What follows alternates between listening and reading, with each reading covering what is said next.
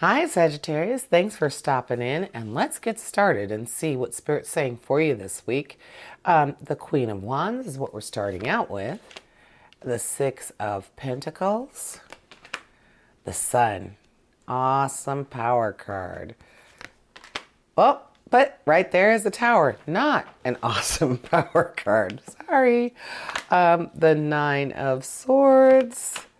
The Page of Swords. Ah, the Star. Awesome power card. And then the Queen of Swords. So you have a lot of challenge. So as we know, if you've watched the show before, you realize that challenge is not always challenge or a bad thing, but you do have the Tower. So I usually like to address the Tower right away. I don't see why that should change. So with the Tower, you are talking about some really unpleasant stuff happening, but this stuff is going to happen to give you a revelation, to let you see what needs to be changed to make things better. So it's going to come out after, you're going to come out of this better for it. At the end, it will be very, very good for you that you've gone through this experience, and at the end of it you will kind of sort of be rewarded. You'll be rewarded. But you do have the Sun and you have the Star, so those two are definitely just nothing but positive positive information, positive changes, new ideas, inspiration, joy, happiness. I mean, everything you could think of that's good is in these two cards. So so by seeing those two both in this reading along with your Tower, I would say that your Tower is going to be very short-lived. When you have really positive cards like this right away and you have the Tower, it means no matter how bad that Tower is, no matter what happens in your Tower experience, Sagittarius, it's going to be very short-lived because you have two extremely positive cards, bam, bam, right there to counteract it. So let's try to figure out what that Tower might be. So let's look at your challenge cards, your Nine of Swords. Now the Nine of Swords is talking about anxiety and stress, something that has been causing you either fear or that strong anticipation that's not a good anticipation, just something that makes you lose sleep at night, makes your tummy upset because when you think about it, it just stresses you out. That is what we're talking about with that Nine of Swords. So definitely the Nine of Swords and the Tower are talking to each other. They're buddies this week for you, Sagittarius, which is not good because this is something that is going to be very emotional and personal to you. That's what I'm feeling. Like it's going to be something that you are feeling internally, and it is causing you some really negative energy, just super negative energy for you, and to the point where you're feeling like it's just never going to stop. But remember, because you have the Sun and the Star in your reading, it is going to stop, and it's going to stop quickly. It's going to stop soon. So if you're already going into it, you already feel it. You already like, oh, yep. I got the Tower in my week. I can already tell you what it is, or I already feel it coming. Good that you recognize it, but don't dwell on it. The Nine of Swords is saying that you could very easily just fall into that rabbit hole and just not come out of it. This week you could just be miserable all week. But remember the Sun and the Star. So let's see what else you could do about this Tower that is definitely going to be a nightmare for you this week. The Page of Swords is talking about intelligence and really wanting to see what the truth is.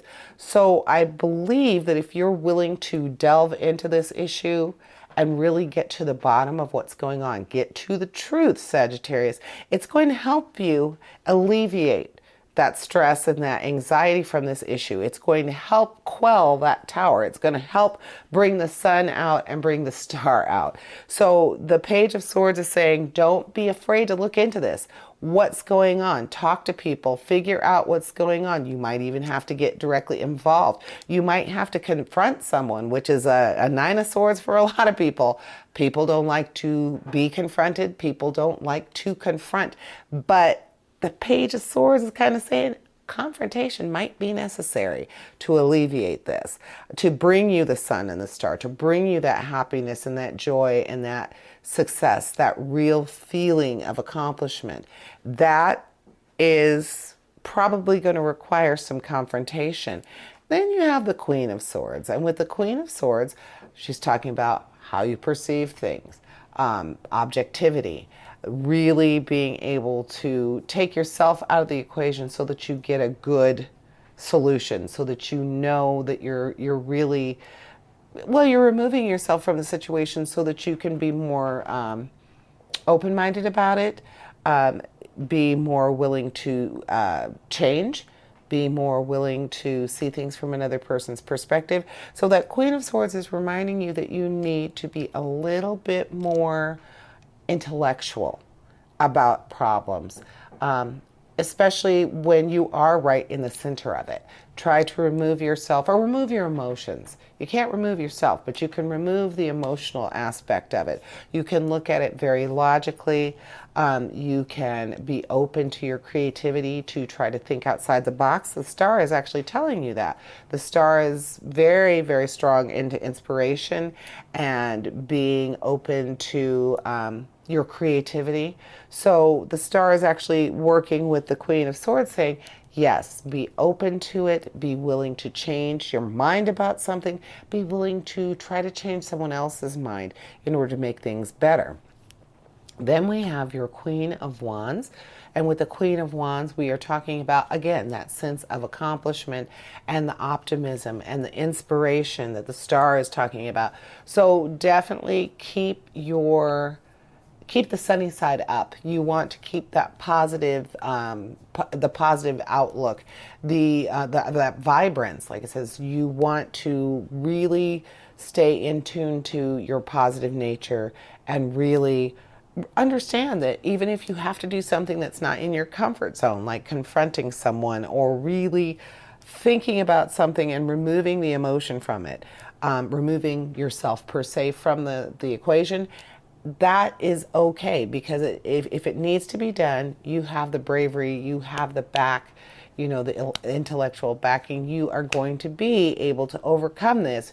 You just have to make sure that you are willing to do what needs to be done. You have to be optimistic about it and feel the inspiration you're being told. Be more optimistic and be more inspired by what you can do. Think about what can you do to make this better. And then last but not least, you have your money, your Six of Pentacles. And the Six of Pentacles is talking about that reciprocity where you are actually involved in something with another person, and not always financially. Sometimes it's it's truly a gift. It's not a material gift. It's something that they are doing for you or you are doing for them. And neither of you feel obligated to do the opposite, to reciprocate again. You're just really glad that it happened and you're really happy to have been a part of it. So having that as your money card in this situation, I think that's wonderful, because in the end, you are going to feel better. And even though this is a tower and it's a nightmare, it's something that when it's over, it is going to be such a huge weight off of your shoulders, Sagittarius, and you are going to feel so good and so inspired by what you've accomplished that you're going to forget it was ever even the tower. And that is what I am seeing for you this week. Thank you for joining me, and I want to invite you to join me for your weekly reading. And as always, essentially, we all have a divine purpose. Embrace the universe and live your dream. Until next week, here's wishing you health, prosperity, and positive relationships. Farewell to you all.